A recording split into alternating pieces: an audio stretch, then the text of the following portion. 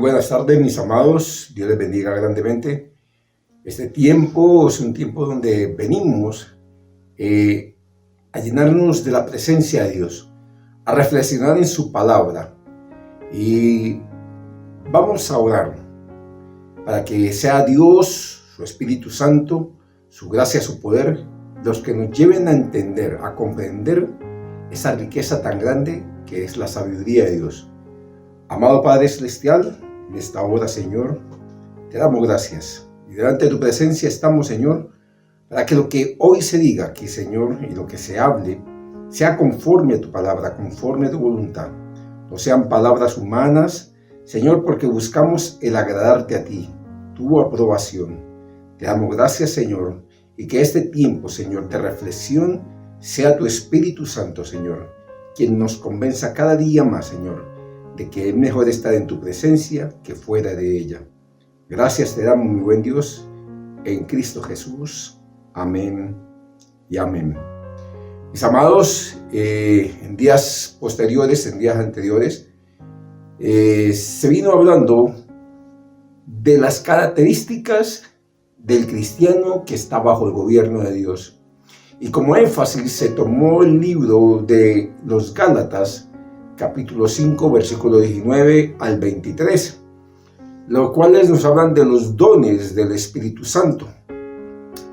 Se decía que tenemos que comprender que el hablar del carácter cristiano, es decir, las actitudes, las cualidades o las acciones que nos deben caracterizar como pueblos de Dios.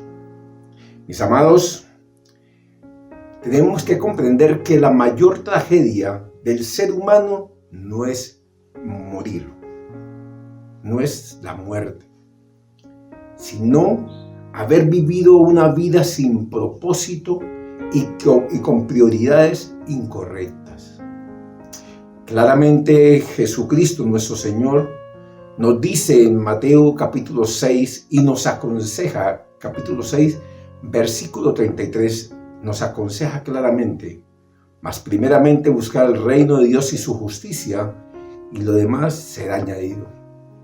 Pero cuán difícil es al ser humano buscar lo eterno, y se van primeramente por las añadiduras, que es lo efímero. Pero así ha sido Dios tan complaciente y tan benevolente con nosotros, que su paciencia ha sido tan grande que da espera a que nosotros entendamos esta parte. Como ya lo he dicho anteriormente, lo reitero, la palabra claramente nos demanda buscar primeramente el reino de Dios y su justicia. Cuando hablamos de vivir bajo el gobierno de Dios, nos estamos refiriendo a que como cristianos, que como pueblo de Dios, vivamos bajo el gobierno del Espíritu Santo. Hoy se vive una situación no solamente en Colombia, sino a nivel mundial. La diferencia que tiene el pueblo con los gobiernos. Pero no solamente en esos tiempos, volvamos al tiempo antiguo, el pueblo de Israel también tuvo esa diferencia.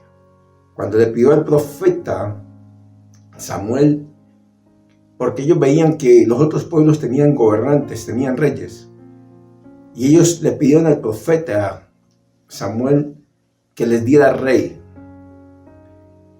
Mas el profeta Samuel no estaba conforme a lo que el pueblo le estaba pidiendo. Pero a pesar de eso, él llegó y les dijo que iba a orar a Jehová. Cuando él hubo orado a Jehová, Dios realmente le dijo que se lo diera, que no se preocupara, porque no era a él que lo estaban rechazando, sino que era al mismo Dios que estaban rechazando. Hoy en día pasa lo mismo. La gente se ha olvidado realmente de vivir bajo el gobierno de Dios por estar viviendo bajo el gobierno del hombre. Le es más fácil hoy en día estar dedicado a escuchar a un hombre que a escuchar realmente a Dios.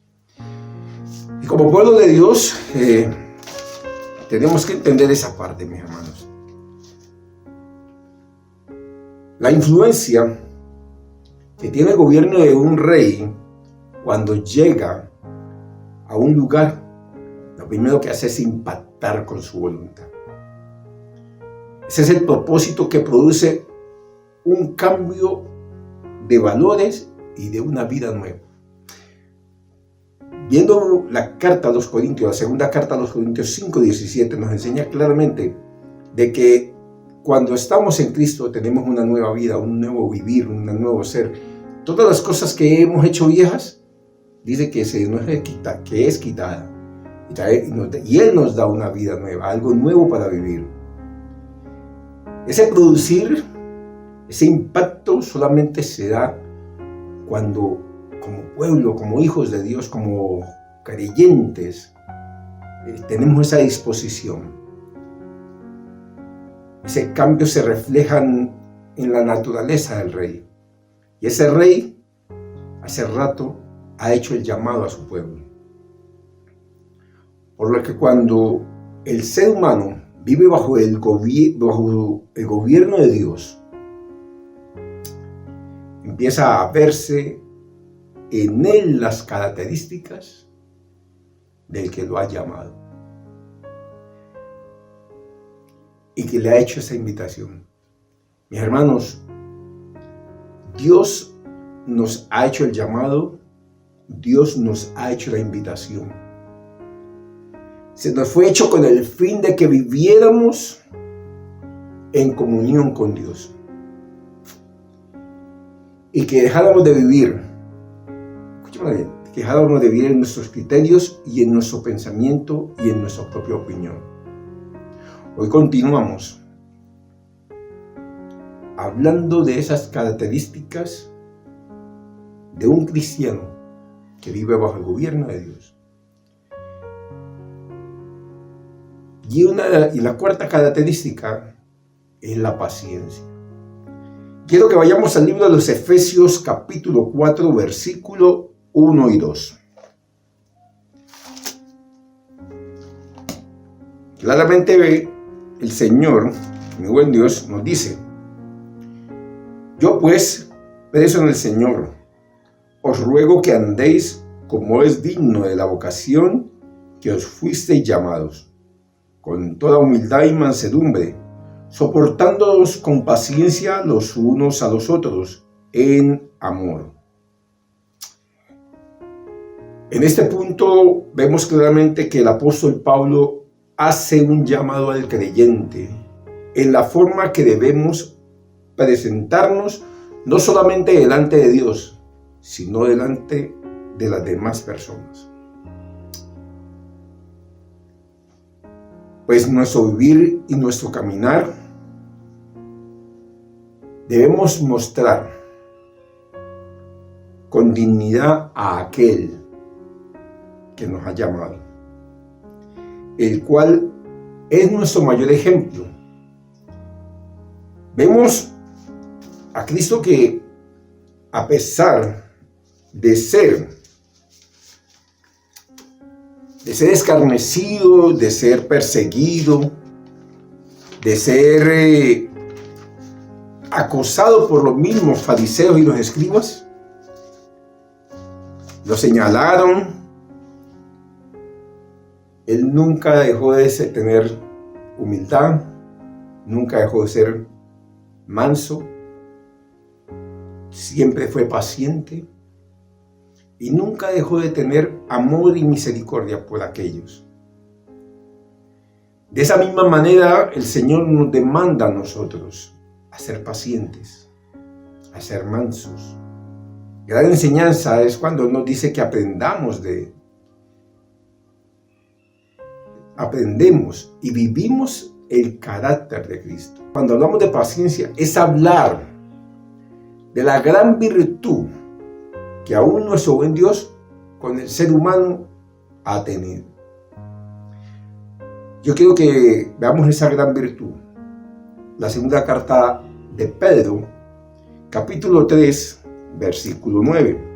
3:9 dice: el Señor no retarda su promesa, según algunos la tiene por tardanza, sino que es paciente para con nosotros, no queriendo que ninguno perezca, sino que todos procedan al arrepentimiento.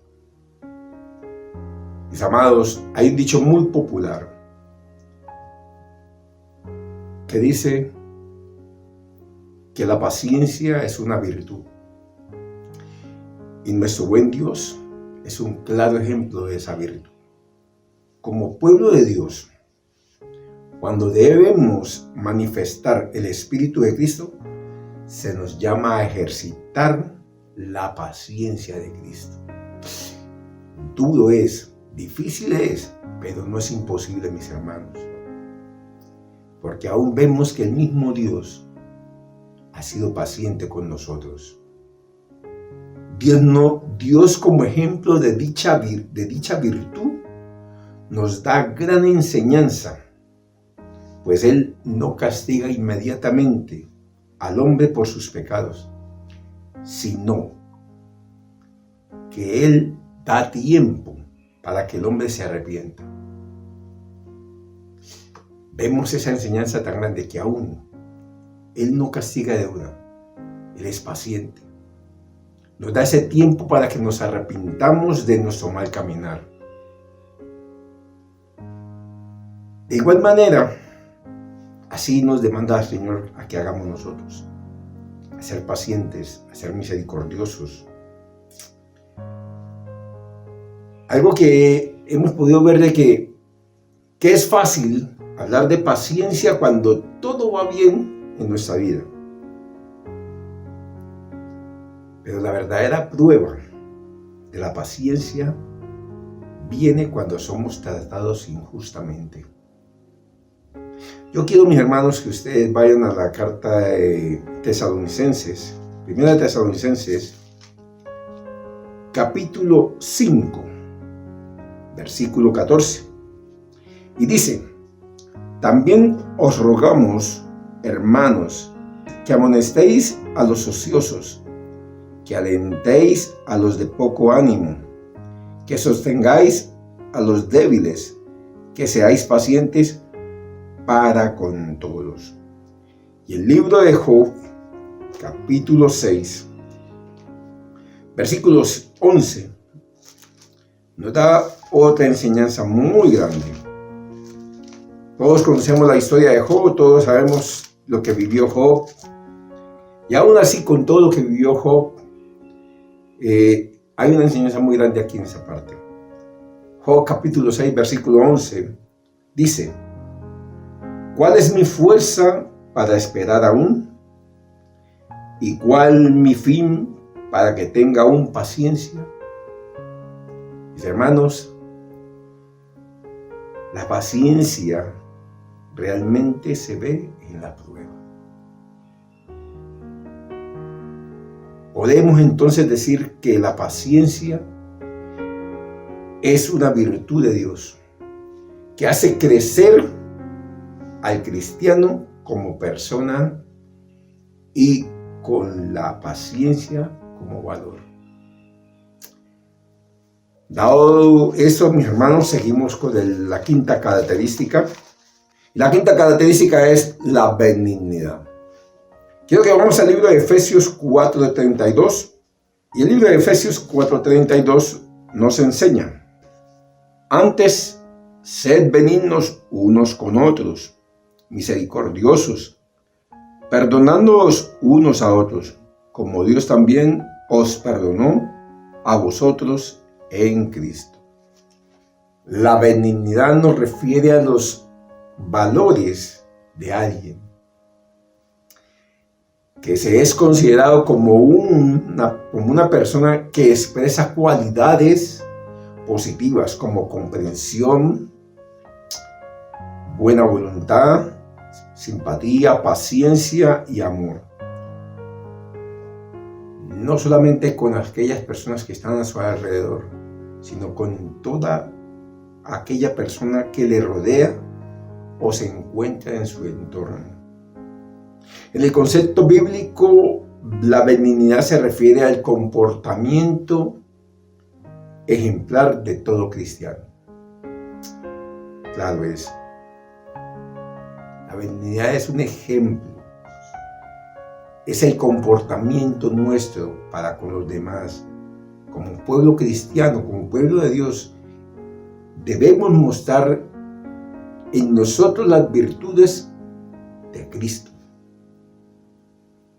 Así como Él ha sido con nosotros, nosotros debemos de ser con el hermano, con el prójimo, con aquellos aún que nos aborrezcan, con aquellos aún que sean nuestros enemigos.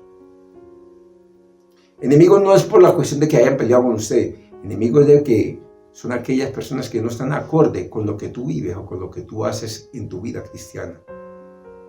Porque no aceptan lo que vivimos o porque no llevan las mismas ideologías nuestras. Pero como pueblo de Dios debemos tener claro que nuestra apología es defender, no con contiendas, sino con amor y con paciencia, lo que hemos vivido, lo que Dios ha hecho en nuestras vidas. El comportamiento ejemplar de todo cristiano está bajo el gobierno de Dios, proclamando gracia y compasión. El libro de Lucas, capítulo 6, versículo 35, nos enseña esa compasión, nos enseña ese amor del cual Dios nos demanda tener.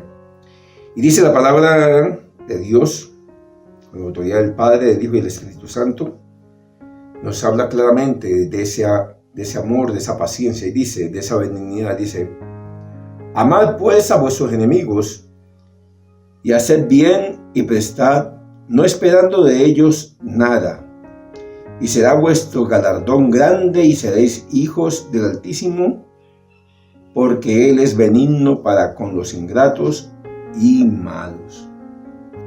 Tú y yo siendo ingratos y malos, Dios ha sido benigno con nosotros. ¿Quiénes somos nosotros para no ser benignos con aquellos que nos aborrecen, con aquellos que nos ultrajen? Ejemplo, Cristo nuestro Señor. Vuelvo y lo reitero. A pesar de que era acosado, era perseguido, era ultrajado por los escribas y los fariseos, no dejó de sentir compasión, no dejó de sentir amor. Aún, vámonos al momento de la cruz. A pesar de todo lo que estaban haciendo con Él en esa cruz, Él alzó su voz al Padre y clamó perdón para ellos. Cuando dijo: perdónalos porque no saben lo que hacen. Aún estando en ese momento pidió perdón, porque sintió compasión. Aún las Escrituras nos enseñan que cuando Cristo vio a las multitudes y veía que nadie les guiaba, Él sintió compasión. Eso somos tú y yo hoy. El Señor nos llama a tener compasión por aquellas personas que hoy por hoy están perdidas. Aquellas personas que hoy por hoy están fuera de un contexto tan grande como el que hoy tú y yo vivimos. Vivir bajo la gracia, vivir bajo el señorío del Rey de Reyes y del Señor de Señores. A eso nos llama el Dios Todopoderoso, a que llevemos a estas personas a que vivan bajo ese gobierno, pero no con imposición, sino con amor y compasión, con paciencia, con benignidad. Por eso Lucas capítulo 6, versículo 35, nos muestra que la benignidad de Dios es aún con el ingrato y con el malo.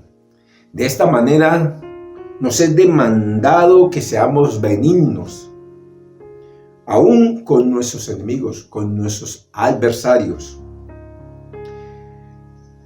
Nuestra manera de mostrar los valores y virtudes como cristianos es el llevar con esencia la manera de nuestro vivir, demostrando amabilidad, e integridad con nuestro prójimo. De esta forma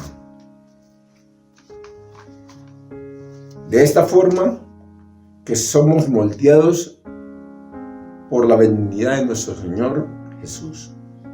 Y de esta forma cumplir así con su palabra.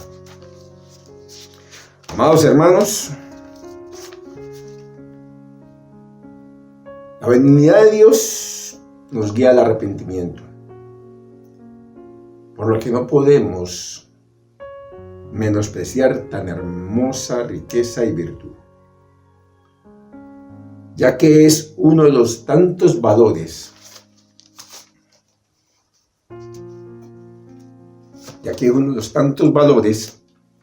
que se consideran buenos e importantes para imitar. La Biblia nos muestra muchos pasajes que hacen referencia a la benignidad. En Gálatas 5 nos dice que junto al amor, la paz y la bondad, la benignidad son frutos del Espíritu Santo. En el Salmo 18:35 vemos cómo el salmista declara que el mismo Dios no solo le ha sido de salvación, sino que dice que aún la benignidad de Dios le ha engrandecido. Es que le ha puesto en grandes lugares. Como cristiano, todo el tiempo debemos mostrar benignidad al comportarnos con las demás personas como Dios lo ha hecho con nosotros. En este pasaje es claro cómo todo lo que venimos hablando, que como cristianos nuestra benignidad debe ser inspirada en la benignidad de Dios. Pues Él es benigno y estamos llamados a ser benignos. Podemos entonces decir que nos demanda a ser benignos los unos con los otros, como Él es benigno con nosotros.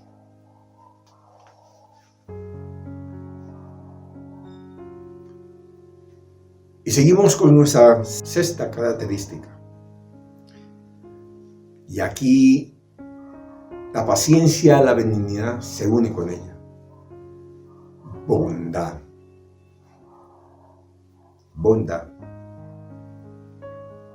El ser humano en general es bondadoso con familiares, amigos, mejor dicho, únicamente con las personas que le quieren. Estamos rodeados de personas agradecidas como también malagradecidas, desleales, pero como cristianos debemos seguir las enseñanzas de nuestro Señor Jesús. No debemos actuar de la misma manera como sean con nosotros.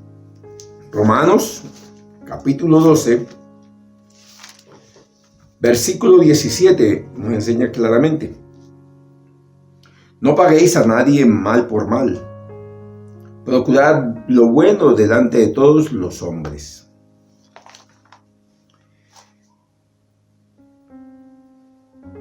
El ser humano, al ser bondadoso, conoce mejor a Dios. Y como cristianos, no podemos dejar de actuar con la misma bondad con la que Dios ha actuado con nosotros, como lo expresa la Biblia en el Evangelio de Mateo, capítulo 5.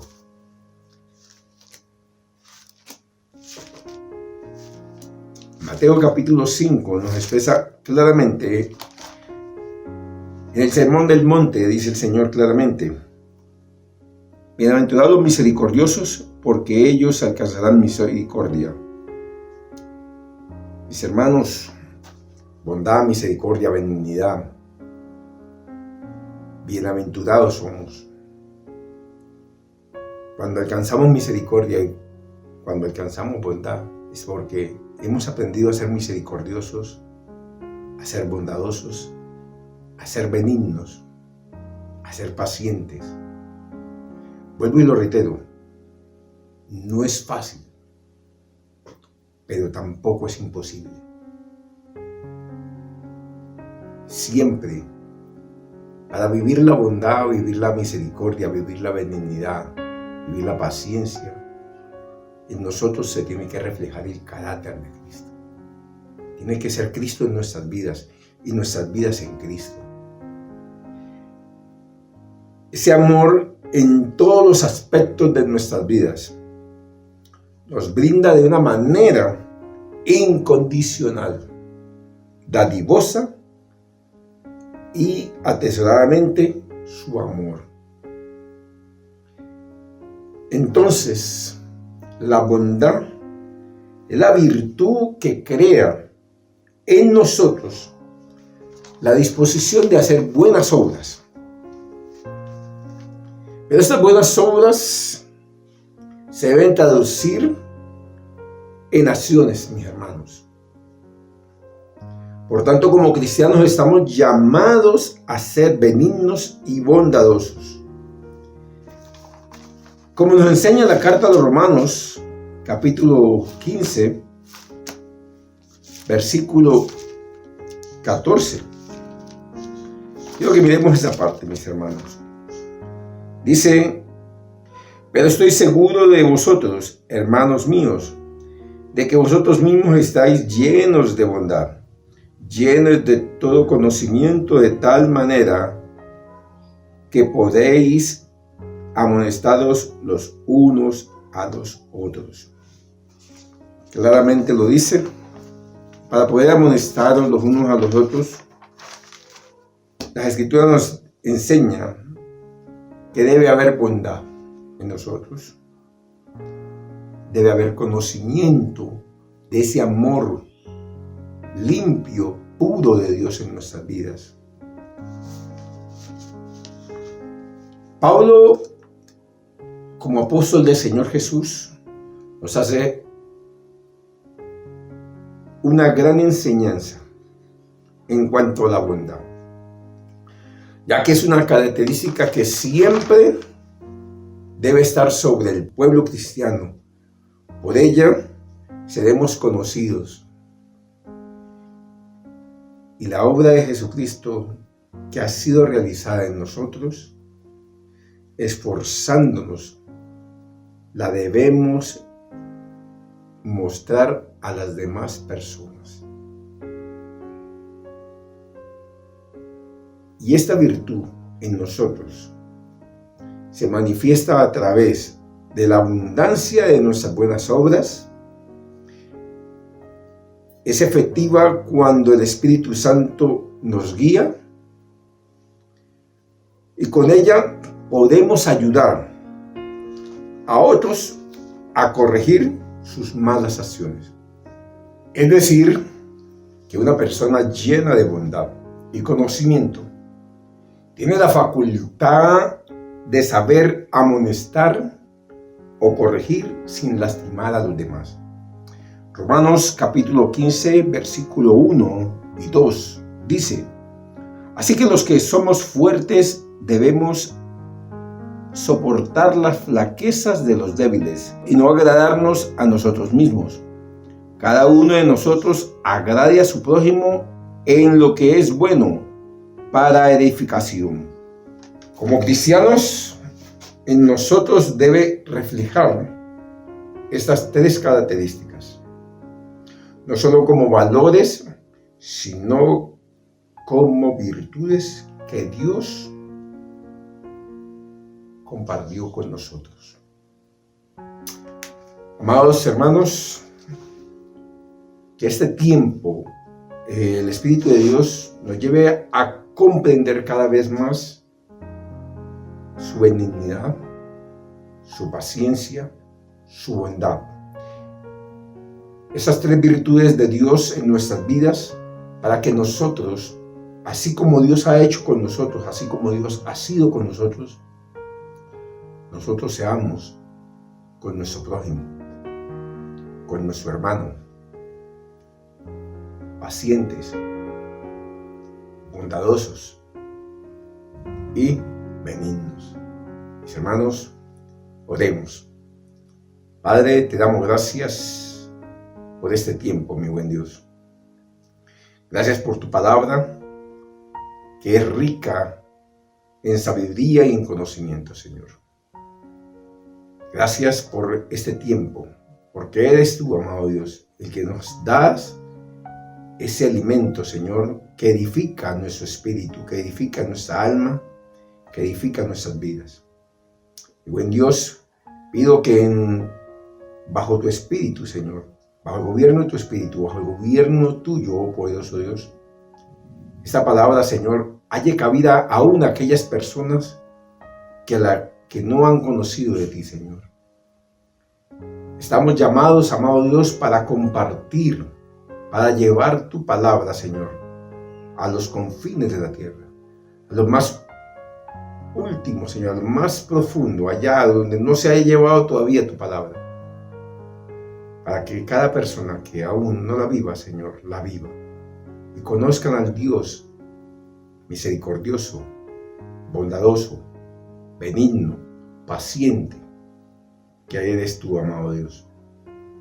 Gracias te damos, mi buen Señor. En el poderoso nombre de Cristo Jesús, te alabamos, te exaltamos y te damos todo el honor, toda la gloria y la alabanza en Cristo Jesús. Amén y amén. Madre Iglesia, el Señor los bendiga grandemente, que la gracia y la paz de nuestro buen Dios sea sobre ustedes. Dios les bendiga.